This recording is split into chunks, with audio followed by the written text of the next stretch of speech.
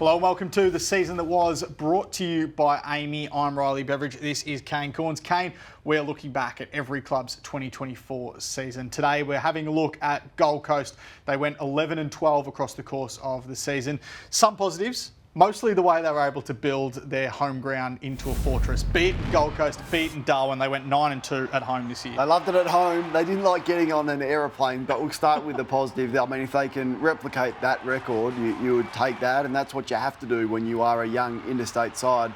But getting on the plane was a challenge for them. They've got to be able to pinch 4 or 5 wins away from home next year, which I think is realistic. But, I mean, we've been saying this about Gold Coast for a long time. This is their year. You and I spoke about it all season, and we were really disappointed with the way that it finished because we expected a lot more. And in terms of their fixture throughout the course of the season, Champion Data rated it as the 18th most difficult fixture in the comp. So the easiest fixture in the comp. They played North twice, West Coast twice, Richmond twice.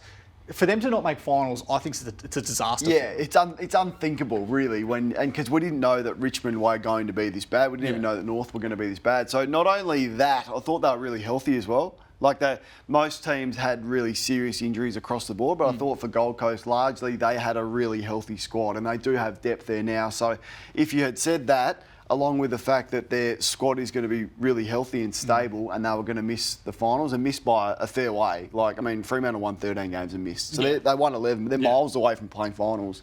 Was really disappointing. Let's get to their moment of the year, and it came late in the campaign when Mac Andrew took this big mark and slotted a goal after the siren to beat Essendon. He was another positive for them, and the way he was able to play as in a defensive role, an intercept, but then go forward late in the season and have an impact. Definitely. I mean, they're coming, aren't they? They're young players. So the question is, where do you play him? I still think he's going to be the best intercept defender in the game, and I think Jed Walter and King are going to be the 2 forwards that you can really build that forward line around. So that's rock solid. Yep. The players that they brought in, we know about Walter. Ethan Reid, I'm really excited about, and his development. I think he's going to be a star.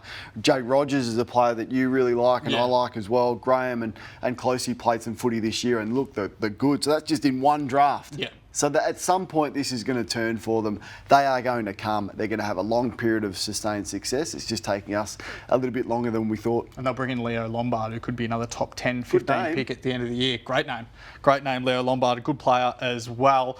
In terms of their season star, Matt Rowell had a fantastic campaign. Him and his buddy Noah Anderson in that midfield group averaged 23 disposals, 8 tackles, which was number 1 in the comp, number 6 for clearances as well. So he was fantastic. Yeah, huge numbers across the board.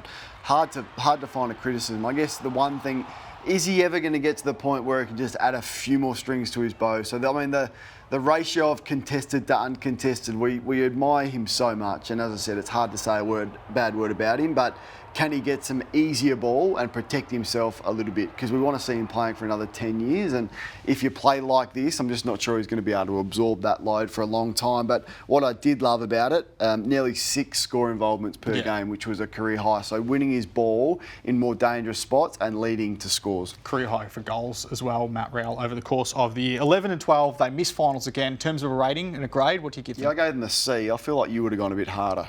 Yeah, I thought it was disappointing given the talent on their list, given their fixture difficulty and how easy it was for them. I think they should have been playing finals under Damien Hardwick. We'll see what they do next year. It's going to be a massive year for Gold Coast in 2025. This was the season that was, where we're wrapping up every side's 2024 season on afl.com.au.